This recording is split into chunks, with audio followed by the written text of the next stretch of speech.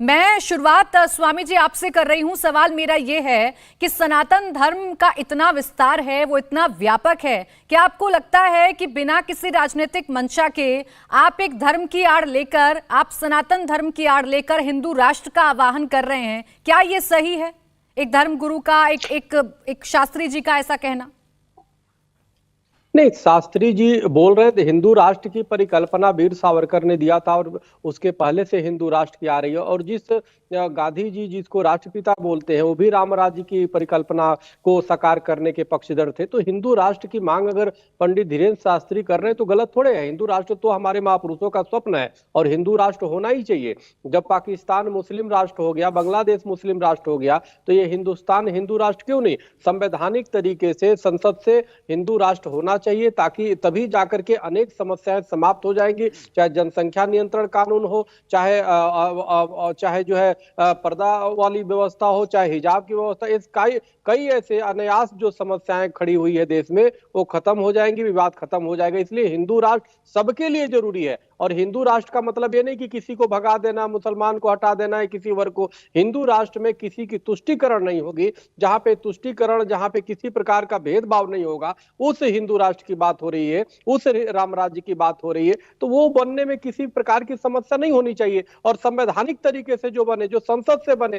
तो इसलिए हिंदू राष्ट्र की अगर बात करते हैं तो इसका मतलब कि वो कोई गलत बात कर रही है। स्वामी जी, अब सवाल ये खड़े हो रहे हैं ना कि अपने चमत्कार को प्रूव करने की बात थी ना धीरेन्द्र शास्त्री को, उसकी आड़ में अगर आप हिंदुत्व की बात करेंगे, आप हिंदुत्व की आड़ में छिपने की कोशिश करेंगे और इस तरीके से अगर प्रोजेक्शन करेंगे कि हिंदू राष्ट्र बना दीजिए, मैं आवाहन करता हूं, ये बातें तो अभी तक राजनीतिक मंचों से होती थी ना।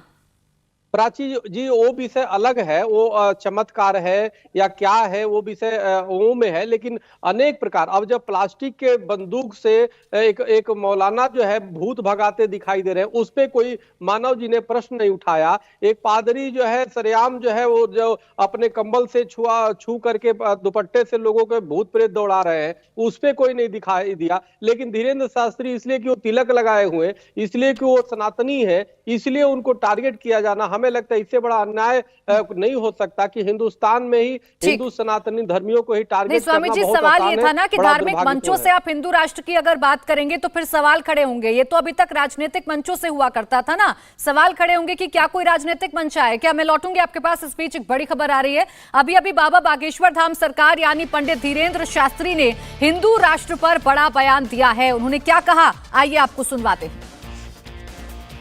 लोग तो भगवान राम के समय भी थे, कुछ लोग तो भगवान कृष्ण के समय भी थे, कुछ लोगों ने तो भगवान राम को भी स्वीकार नहीं किया। तो हमारी बात को कब स्वीकार करेंगे? हम तो काम हैं। और अगर कोई अपने बाप को बाप नहीं कहता तो इसमें बाप की कोई गलती नहीं है, उस पुत्र की गलती है जो निकम्मा है। हिंदू राष्ट्र का मतलब राम राज्य, हिंदू राष्ट्र का मतलब सब प्रजा सुखी, हिंदू राष्ट्र का मतलब सामाजिक समरसता, हिंदू राष्ट्र का मतलब सर्वधर्म समन्वय, हिंदू राष्ट्र का मतलब प्रत्येक को जीवन जीने का मौलिक अधिकार।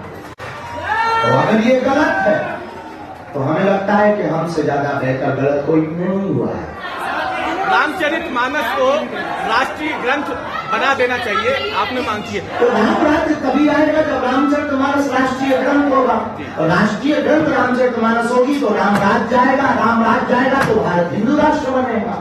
कॉन्सेप्ट क्लियर है माय डियर। इंडिया टीवी हर वक्त हर जगह डाउनलोड करने के लिए सर्च करें India TV news Google play store या ऐप स्टोर पर।